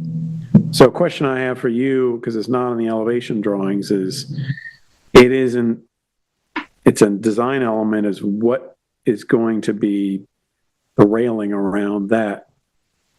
We're going to do the same railing that matches the railing on the second floor. So it's going to be just cedar, natural cedar allowed to weather, with just a bigger ballast with the smaller newels in the center of it. So very simple, very minimalistic. It's like, don't mind pulling up like the second floor balustrade, but Exact materials. But instead of having the balustrade in the center, we're going to use the columns as grounding on it. So it's going to be just very simple and minimalist. but it's going to be white, or it's going to be. It's going to be, I'm sorry, it's going to be white. Okay. White, yeah, to match the trim of the house. Such a different look than the. Can you go back to the main elevation, Will? Is that the west elevation? As seen from the street. I'm sorry, does the board happen to have this image available? It's actually a great image that was included in the front with the planning. So just letting you know, like to the right of the screen porch, there would be white railing to cover that. And overall, I think it's unfortunate. I understand from a program standpoint of view of maybe wanting to build out that basement, but it's too bad that this farmhouse structure can't just sort of sit and have that porch just be on grade. It's like its relationship to the grade is kind of important. So, anyways, that was my introduction. If you have any more you'd like to explain. And I also, hang on, I do have one more comment. Can we go to the north elevation? I have an overall comment about the kind of architectural trim that wait to get there. The renderings the renderings are a good thing for it, which is the trim, keep going to the north. See how there's a thick banding of fascia on the first floor of the existing, but on the second floor, zoom into that, Will, on the upper right. They don't match. It's a more minimal, and you're left with, like, as someone referred to it as a pork chop at the bottom of the eaves. And I would like to see something more congruent and harmonious with the overall detailing of that second floor roof trim. I don't know how other people feel about that, but I'm sorry, we talk about the thicker frieze that runs along the bottom. Frieze, yeah. Right. So you're running a frieze on the first floor, and you see it particularly on the west elevation, but the second floor is not really. It's still, the second floor still has that frieze, and it just slight return underneath the pork chop. You can just barely see it turning the corner and then stopping, and kind of a nod to a Greek revival kind of detail. But it's It's not a better representation. The width of the frieze itself is actually dictated by the header of the windows. We try to keep it all. Then that having a continuous linear line running around the project. Actually, that's actually what dictated the thickness of this frieze. Because from the elevation, it was in line with the bottom of the header of the front porch. When you're looking at the elevation, it's very symmetrical, and we tried having lines lined up throughout. Is that roof going to get a gutter around it? I'm sorry, this one? Yeah, So that's actually going to make it look a bit more like a cornice with a frieze underneath it. Yeah, once you put the lead coated copper, yeah. Is the whole house getting gutters? Yeah. And these are new shingles? Yeah. They'd have to be, yeah. The existing house, the shingles have quite a lot of wear on them. So But they fit into the Alaskan yellow cedar, and allowing it to weather exactly how basically the majority of wainscot is built. And actually, from the earlier submission, you guys brought up some awesome houses from the general area that really keep the actual history of wainscot in general. Like, I even saw 27 Wainscot Hollow was brought up, which is actually one of the houses that we use to basically pay a little homage to this too, where they have that long linear front porch, very farm-like, farmstead look. And we do appreciate the board's comments from the first meeting. As you could tell, we took it to heart, and we went back to the drawing board, and we made it to what I believe is actually a much better house now, especially with the removing of that second story addition off the side here.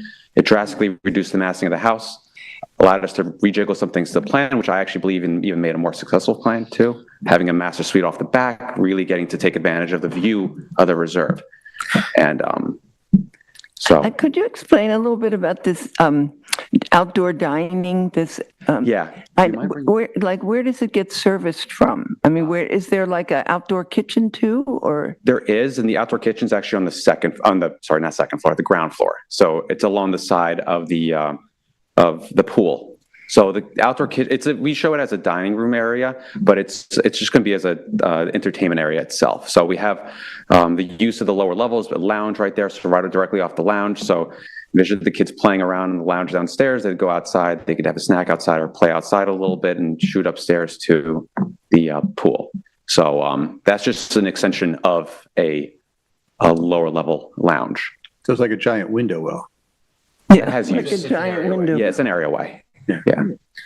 I mean, I think this is an improvement over what we saw last time, and I think, while we could quibble with the architectural details and wish that something was a bit more simplified and historic in its detailing, it's because of the sentimental history of this house. It's a part of the wainscot landscape, but I think it's important for us to acknowledge that it's not it's not, historically protected. It's not, and and I think what we have to judge here is how fitting this is within, in terms of our very, clear standards and criteria for But it's a for very judging. prominent spot. It is Right. really a Yes, prominent it's spot. the only thing in sight there. Yeah, but I mean, if this were, let's look at it this way. If this were a house, what's the square footage again? I can't remember. 3,600. And the footprint? I believe Probably about 1,500, I would, maybe with actually, some porches. Yeah, plus or minus. Yeah, with some porches. So it's Only 1,800. yeah, it's not, Footprint. It's not, yeah. As a if you go to the footprint, site the and see second the floor's house smaller. and you can envision it's not, renderings can be tough in terms of scale, right? Yeah, it's relative to some of its neighbors, it's relatively modest. And it's very far back too from the road, like very, very pushed back. And even actually, I'm actually really glad that this was included in the, I guess, the brief of the review board, where you actually could compare the old house in 2008 versus our rendering. And it actually is quite similar. Would you like to? Can we see that on the screen? What's changed is you added that front porch, which means the second floor windows have gotten A short. little squattier, Right. yes. I mean, the big windows on the original house are kind of dramatic, but if you want a front porch, that's what you got to do. Yeah. Well, front porch is sort of. I think you did a good job with it. I don't have any particular problems. The thing I'm worried about is just you're going to have some kind of handrail around that recessed, but won't it extend beyond that? It's not depicted. So it does go to around we have basically a hedging running around the whole outside of that window, of that quote unquote window well, Right. the areaway. And will have a handrail within it as well. And so one side of it's going to have the hedging, it's going to hide it. The other side's actually a mechanical areaway. So it's going to be complete, and which is also going to have the required fencing around it to protect noise. And yeah, exactly. This is a good example. It's going to be hidden, and the handrail is going to be hidden within that hedging. And then on this side, it's actually hidden by the outer, it's protected with the outer bar. Right, but this is is this the south side? Mhm. Yeah. Yeah, and then we have the handrail along the porch. Then we have a barrier along the side over there, barrier here, and the outer bar will go this way. And this is we actually access. Is there a better rendering of the way that will look from the from the east side? Yeah, the grill. because I can't picture it beyond the Where is this porch. outdoor Do you know what I dining? mean? There's a rendering, but it's Behind hidden that in the hedge. hedge. Behind The that fundamental problem is we don't have anything in architectural drawings about it. Oh, I'm sorry, with the handrail? Well, it's a guardrail, right? Yeah, You're it's a saying guardrail. it's going to look like, and I can visualize it, I can conceptualize it. The problem is it's not in the drawings. And so we'd be approving something that's not there. That I realize you're going to install a hedge in front of it, but will the hedge have greenery all year round? and it is kind of an architectural element. Like, We are going to try to match, of course, the guardrail to match this house itself. Yeah, Even from the it's- area well, you'll see it. yeah, the problem I'm having is if you look at everything seems, I think you did a great job, responding to our comments from the first time. And I would be ready to just say, hey, it looks good, go forth and prosper. But the thing I'm missing that I don't feel confident about is when I look, those two porches were so critical to the, preservation of that, even though it's not a historic house, blah, blah, blah, blah, blah. That if there's going to be a railing off I'm looking at the house and the two porches are, balanced. Yeah. And then there's a handrail, a railing. I want to see what that looks like because that feels less balanced to me, especially if it's going to be white to match the trim, so it will stand out. Yeah. And I'm just trying to, Well, if it I don't helps- feel like I can make that assessment because I'm only seeing it in the hedge, Yeah. and the hedge is not a year-round feature, right? I understand. Do you know what I mean? No, I totally understand. Yeah. And we are going to try to hide it as much as possible. No, I 'cause of understand, course it's but not. they those things lose their leaves in winter. And in fact, for most of the year, it's visible. It's only in the spring and summer that it's. What's the proposed pool enclosure fence? The pool enclosure fence, I believe we have elevation of it. Is that also hidden in the hedge? It is. I just wonder if that kind of we're just doing a wire mesh fence around. Minimalism hidden in the hedge could continue around. Might work there better there. Problem is that's not going to meet code. for fall Yeah, because barrier. it's got to be a rail, So- right? I think off the top of my head, I'm not convinced that like carrying the same architectural detail of the wood railing, I don't know if that's the right move. I wonder whether, first of all, I think in just terms of process, you're going to have to come back with us to propose something. Okay. Because it is going to need approval. Because it's a privet hedge, which it probably should be. It's going to be bare in the winter. Like, I'm wondering, you could come back with a couple of options for us and maybe like a metal railing that's painted black, that's very sort of minimal, that sets it apart, that sets up a hierarchy between the railing on the porch and this is considered something lower in the hierarchy, whereas it's That's a not good way to considered put it, part of yeah. the railing. It disappears.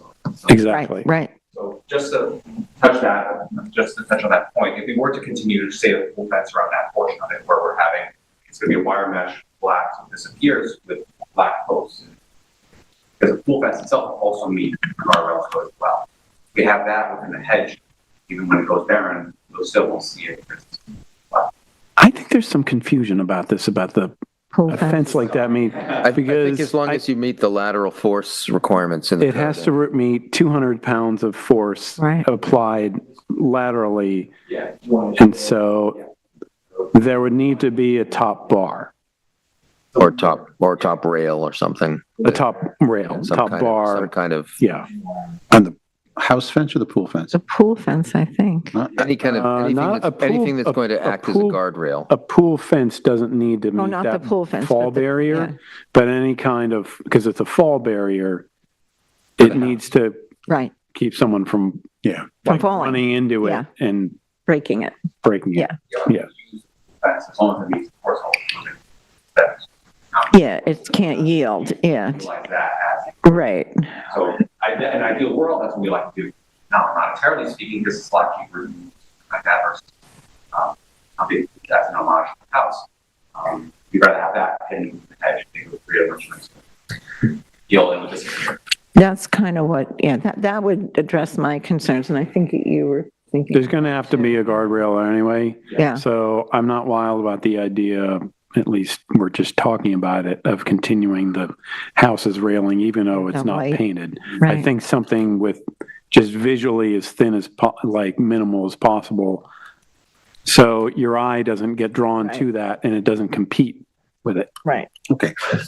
So I think you're going to have to come back to us with that. And did you want to talk about lining up the columns on the porch? I noticed that was in the rendering, it's not there, but in the drawings, in the drawings, it is lined. I'm sorry, one more time. So the second floor balustrade on the south elevation, in the renderings, I was thinking, the balusters aren't lining up, but in your drawings, they do line up. The intent is for them to line up. Yeah, of course. It's very hard sometimes to get renderers to follow architects' plans, but we tried our best and with the language barrier, but we do want them to line up, of course, and between the spacing and center line, so everything works out. Yep. So, yeah, exactly. It lines up here, and then the spacing between these guys. Right. So, okay, good. So it seems to me, Chip, that as much as we like to be accommodating, I think we can't, we have to see the guardrail. See the guardrail. I think we can be like, if you can get this to us before the holiday, I think you can go on the first January meeting. I don't want to speak for Julie, but I would think, if you we'll do my best. Bring it back to us in January and we'll review this and The only question I have is, would you like to see the full application again, or would you like me just to focus primarily on the guardrails itself? I think just, I would just rerun I think they're done anyway. Process-wise, you're going to have to resubmit it. Okay. Because that's going to be the record set. Yeah, if you're rendering, if that particular guarding fence is not going to be visible because it's in hedges, then I don't think the renderings would have to be altered. No, they won't. But the architectural drawing. So this is important that it's shown on this elevation and go up, or whatever, the page before, page after. Right. So hang on. So it's going to have to show to the left of that elevation, the bottom elevation, that's the east, and importantly, I'm looking at the east elevation. The west elevation needs to show it. Yep. Your architectural elevations need to include that. I'll add a little note of that as well, just to highlight it. So I think if you show also that outdoor grill area that's just to the south of the house, that would, with the context of a guardrail and fencing, the top of the retaining wall, even if it's like a couple of inches, just so it's clear. You sort of see exactly. Yeah. So draw the railing in there. Yeah. Okay. Okay. Let's move on. Thank you so much. Moving on to extension of time, 458 Montauk Highway in East Hampton, Suffolk County Tax Map number 300-189-1-7. Kathy, this is yours. Right. This is an extension of time for an application. Actually, it's quite old. The expiration date was in 2019, and I'm not sure why it was not completed, but the work seems to have been done. Even though could you just find the gate? There's a gate, picture of the gate, which is the primary thing. There we go. If you could just enlarge that a little. This is, on Montauk Highway there on the south side. There's that group of stores. And this is an access road to the Skimhampton behind it. I remember this when I was on planning board. This is so funny. It was like a really long time ago. But they have there's a delivery, this is a delivery gate, but there were residential properties to the rear, and they wanted some screening. Now, it was approved for a 6-foot-tall spruce stockade fence and panels, in addition to a 3-foot-wide pedestrian gate to the east side of the existing gate. You can see the metal gate there, and then they just kind of covered it. So the car gate works. It meets the criteria. It's 6 feet, but for some reason the pedestrian gate is 6 feet 3 inches. If you can just enlarge that, Will. I should have taken a close up. I didn't, but you can see it jumps up, and it's not quite. Part of the reason is because the ground is a little uneven there. There's a pretty big gap, but then to the left, where the hinge is, it goes up, so it jumps up a little. You can see the 3 inches. You can see the disparity. But it's even. I'm not that worried about it, but it is in excess of 6 feet. It's 6 feet 3 inches. So it's okay with me to approve this extension of time. I don't think it's a big deal. I think if it jumped down, it would look weird. If you brought it down. I don't think, what I'm getting at is I don't think they could avoid it, because of the way they had to anchor it to the east, that to the left side there. It's just the way it was, it wasn't even like a contractor's error. It's just, and someone used it, people come in and out of it, so I'm sure that the ground gets a little worn down and this is an old application. So I'm sure it's been trodden a bit. Anyway, if anybody has any other questions. Fine. Straightforward. Chris, Diane, I think we're all fine. Kathy. Okay, so I'd like to make a motion to approve the request for an extension of time. Second.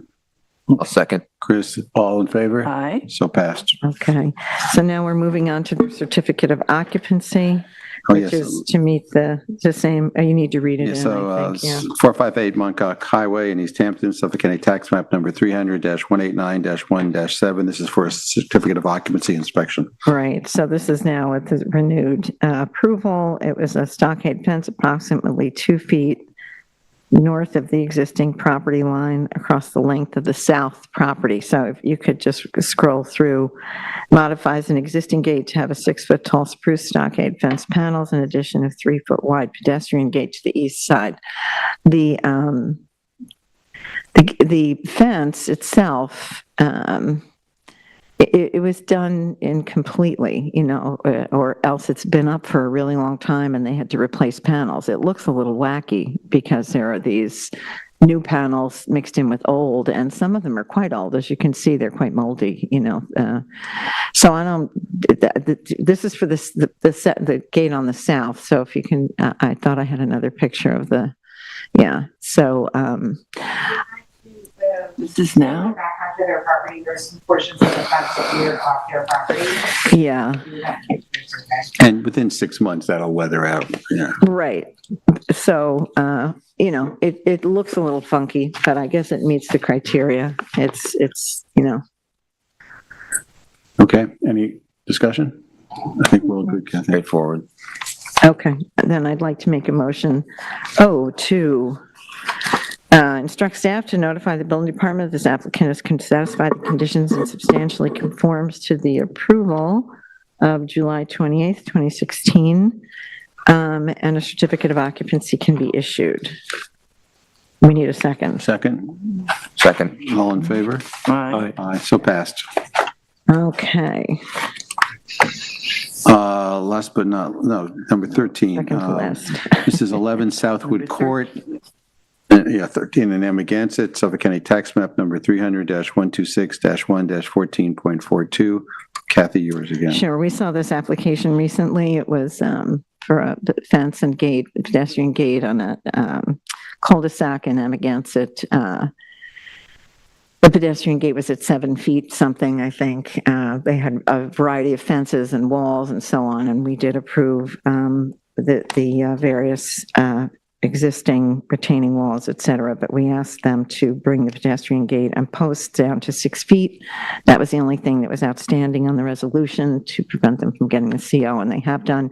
You can see the where the hinge was replaced. They did a nice job on it, actually. This is from the back, and the front picture, it looks, you can hardly tell. So I think that's the view from the street. So it looks good, and it meets the resolution. Any discussion?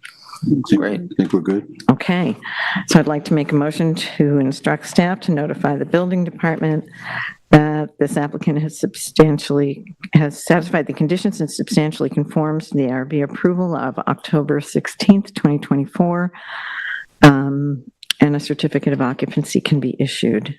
Second, Diane, all in favor? Aye, so passed. Okay. Oops. Last item, 836 Springs Fireplace Road, East Hampton, Suffolk County Tax Map number 300-62-7-2.4. Kathy, yours? Yeah, this is that crazy fence that we saw last time that had sections of it it's in excess of 7.5 feet. If you could just scroll through the pictures, Will, like this is the view from Springs Fireplace Road. They did a good job reducing the height.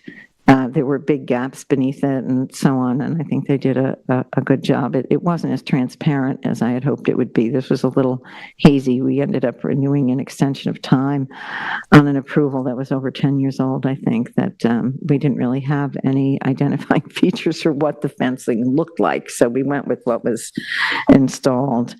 But this is from inside the property looking west. That is like the south west corner, and it steps down a good bit, but it's all, none of it. Excuse me, I just got a notification that Tiffany Scarlato is in the waiting room right now. Should I admit them in? Sure. Sure, she's the representative. Yeah, this is her Just application. double checking. Yeah, I just saw the thing pop up. I just wanted to make sure that you knew. Thank you, Jason. All right. Anyway, Oh, could you, I think Tiffany, they could you mute your audio in the background? Rock on, thank you. Okay, so if you could just scroll through the photos. Yeah, that's from way across the street.